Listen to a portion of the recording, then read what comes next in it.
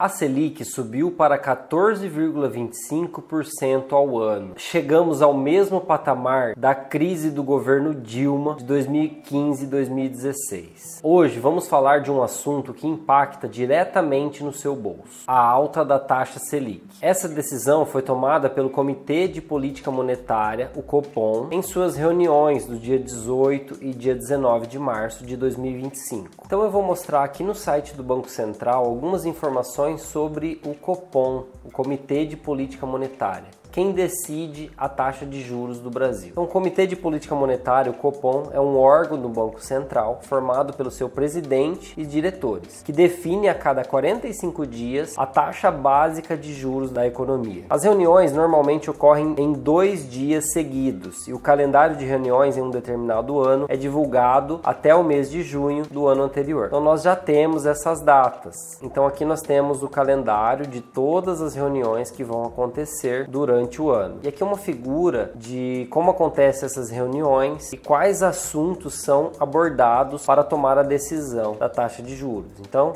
que nós temos a inflação, é um dos principais pontos para a decisão da taxa Selic, as contas públicas, se está dando superávit ou déficit, a atividade econômica do país e também o cenário externo. Entenda como funciona a reunião do Copom. Quarta-feira anterior à reunião, início do silêncio do Copom. Então, uma semana antes, o Copom não se pronuncia. Reunião do Copom. Primeira sessão, terça-feira e manhã da quarta-feira. Apresentações sobre a economia brasileira e mundial. Segunda sessão, tarde da quarta-feira, avaliação das perspectivas da inflação, decisão e divulgação da Selic. Na terça-feira posterior à reunião, acontece o fim do silêncio e a divulgação da ata. São previstas 8 reuniões no ano. E aqui no site do Banco Central também tem uma explicação bem interessante a respeito da Selic que eu gostaria de compartilhar. Então, os efeitos das mudanças na Selic. Quando o Banco Central altera a meta para a taxa Selic, o referencial de juros para a economia, os custos de captação para bancos e instituições financeiras também são alterados. Uma redução na taxa Selic, por exemplo, diminui o custo de captação dos bancos, que tendem a emprestar com juros menores.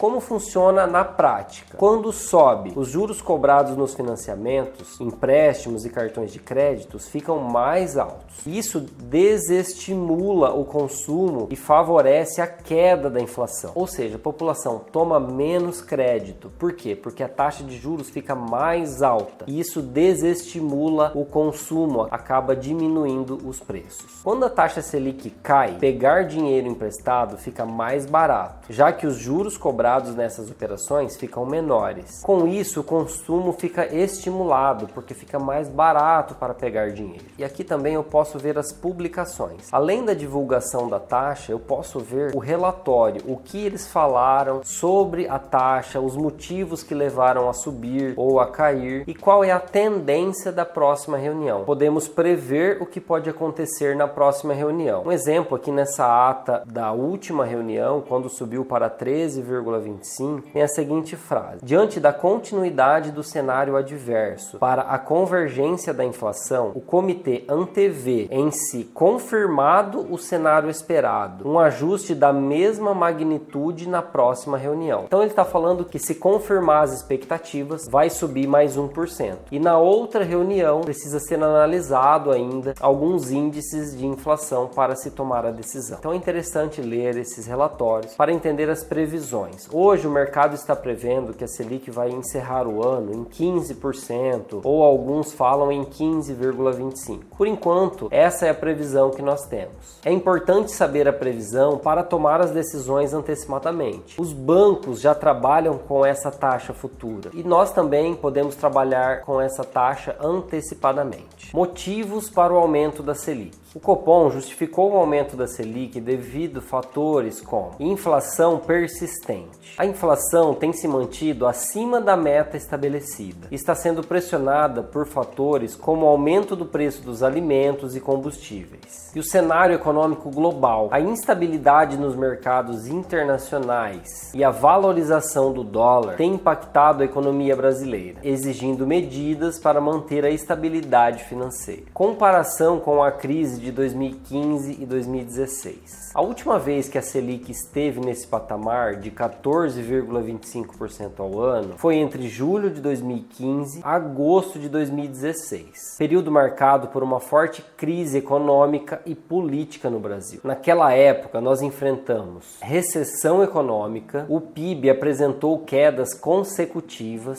levando o país a uma das maiores recessões da história. Desemprego elevado, milhões de brasileiros perderam empregos, aumentando a taxa de desemprego a níveis alarmantes. E a inflação alta. Os preços subiram significativamente, reduzindo o poder de compra da população. Quais os impactos no seu bolso? Com a Selic a 14,25% ao ano, você pode sentir os seguintes efeitos.